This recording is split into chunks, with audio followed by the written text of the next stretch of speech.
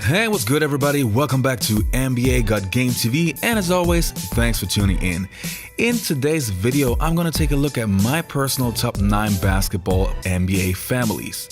And just to be clear, I'm talking about father and sons or brothers who performed at the high level in the NBA. But before we start this video, if you like this video, please subscribe to my channel. Also underneath the video, you will see a link to my Facebook page. Likes are really appreciate it. And I would say without any more blah blah, let's get right into the video. We are going to start off our list with Jalen Rose and Jimmy Walker. Even though the two never had a true relationship, it's no denying that both of them had an impact in the game. Jimmy Walker was a 2-time NBA All-Star, and Jalen Rose had his best days with the Indiana Pacers competing for an NBA championship. Jalen Rose, longtime NBA player, star from the old legendary Michigan Fab Five team, is in for Golic this morning. And if you were listening a few minutes ago, you heard Peter Gammons mention Jimmy Walker. Now, many people in our audience, Jalen, probably have no idea who Jimmy Walker was. Jimmy Walker, and we're not talking about the guy who was JJ on Good Times. Yeah, not at all. Not JJ from Good Times. Not Brother J. He's not the guy who said dynamite.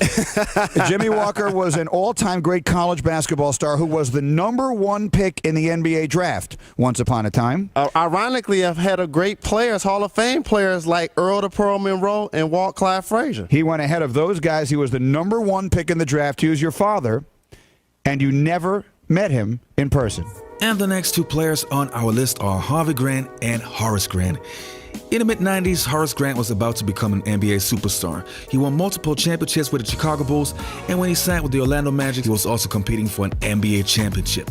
Harvey Grant, on the other side, never was a superstar, but from 1990 until 1993, he had his best years with the Washington Bullets, averaging 18 points and 6 rebounds. I played 11 years in the NBA. I have a twin brother who played for 16 years. I have a son, Jeremy Grant, who plays for the Sixers. Yeah, I would say we were a basketball family. To have them around while I was playing, it was great. You know, they got to come to some games. They got to be ball boys. They got to meet my teammates. And the next players on our list are Bill Walton and Luke Walton. It's no secret that Luke Walton was never a great basketball player. I mean, he made it to the NBA, but he was never considered to be a good player.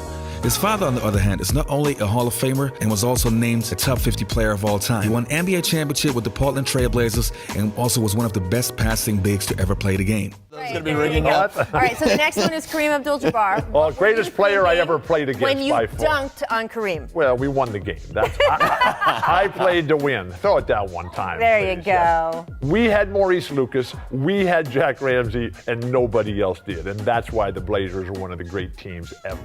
And the next players on our list are Michael Thompson Sr., Michael Thompson Jr., and Klay Thompson.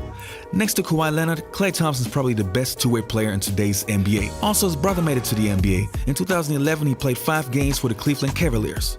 But if you ask where the Suns got their game from, well, their father was a great star in the NBA.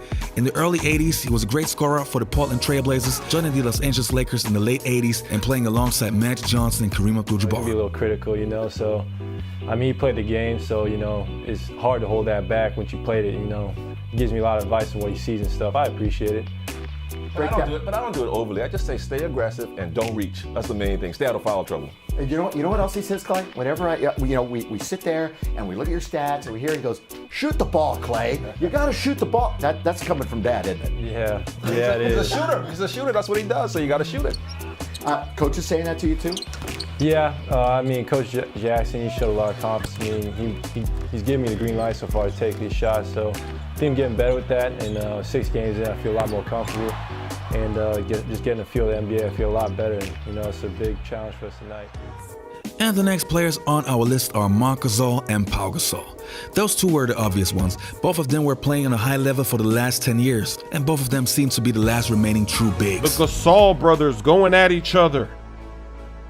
And the little brother blocks the big brother, making him look old. Remember when this trade was first made to the Lakers and pretty much everybody said, this is a terrible trade. Why would the Grizzlies do that? But now, look at Marc Gasol. Look at his career. Oh my goodness, he just faked out his brother, hit him with a Euro step. And the next players on our list are Steph Curry, and the father, Del Curry. Steph Curry was one of the best shooters in the 1990s, having his best days with the Charlotte Hornets. And if you take a look on both of their sons, you see where they got their shooting touch from. Golden State could start their celebration. It is absolutely unbelievable. What a year for Steph Curry and these Warriors. Steph, your dad never won a championship. Can you just talk about how special that is to share this with him? I can't be more proud of him as a father and a role model example for me through this whole journey. So I'm hoping making him proud. And the next players on our list are Dominique Wilkins, Gerald Wilkins, and Damien Wilkins. Dominique Wilkins is not only the human highlight film and one of the best dunkers of all time, but also an all-time scorer. Gerald Wilkins, on the other hand, also had crazy hops and was more the defender type. His son Damien also had a great and long-lasting NBA career. This week on NBA Inside Stuff. The Wilkins brothers duel one another. Dominique and Gerald Wilkins. They're the high-flying brothers of the NBA. When he gets it, double him right away, because he is not going to pass. Signings of the offseason, Damien Wilkins. I remember thinking at the time, he's 37. He's not played in the NBA since 2013. Well, Damien made the roster. Here's a little bit about his comeback story. 13 years ago, Miles Turner was 8 years old. Reggie Miller was wrapping up his storied career, and Damien Wilkins was starting his rookie season in Seattle. We were talking in the weight room the other day, myself, Joe Young, and Miles Turner, and I was like, what grade were you guys in 2004? And Miles was like, I think I was in third grade. I was like, that was my rookie year in the NBA. After 9 seasons in the NBA, stints overseas and in the G League, Damien Wilkins was close to retirement. But after participating in a post-career transition program, 37-year-old Wilkins decided to give the NBA one more chance with the man who gave him his first shot. So I was out in Vegas with the Players Association doing the transition program. So when we went to go scout a Summer League game, I bumped into Nate. Nate was my coach my rookie year in Seattle. I bumped into him and he looked at me and then he pinched me like, you in shape? I said, yeah. I need to give you a call. It was maybe 2 days after talking with Nate. The wheels got put in motion, and here I am. And the next players on our list are Kobe Bryant and Joe Bryant. Kobe Bryant is an obvious one because he's one of the best players to ever play the game. There are many people who even consider he's in their top 5. And Joe Bryant, on the other hand, was also a solid NBA player. And even though he only played 8 seasons in the NBA, he was a reliable player who on some nights could give you 20. Every time I saw my father step on the court, I got happy. I got chilled because everybody's going crazy cheering for him. And that's how they felt about my father. And I think that I was maybe a little too young to realize how everybody looked up to my father then. But as I look back now, it's like a great thrill. And the last ones on our list are Rick Barry, Brent Barry, John Barry, and Drew Barry. It's unbelievable, but this family is a true basketball family. To the younger generation that know the so-called granny shot, Rick Barry was one of the best players to ever play the game. He was actually named the top 50 player of all time. And even though his sons never were all-stars, they also left their mark. Especially Brent Barry, who you might know from NBA TV, but who also won a slam dunk contest in the mid-90s. See, this is what we're talking about. He's got a lot of pressure on 46 is a lot, and he's got to come up with a serious dunk right now. What if he does the free throw line? The free throw line got him the 45. I think so. Play to the crowd. He's going for it. Not only that, the guys in the sideline, all the other players are telling him to go for that one. That's the one they want to see. They're all stepping up one right now. Toby's got the color on the side. He said he would go for a combination Michael Jordan, Dr. J, risky dunk if he needed it. I think he got it, Reggie. I think he got it.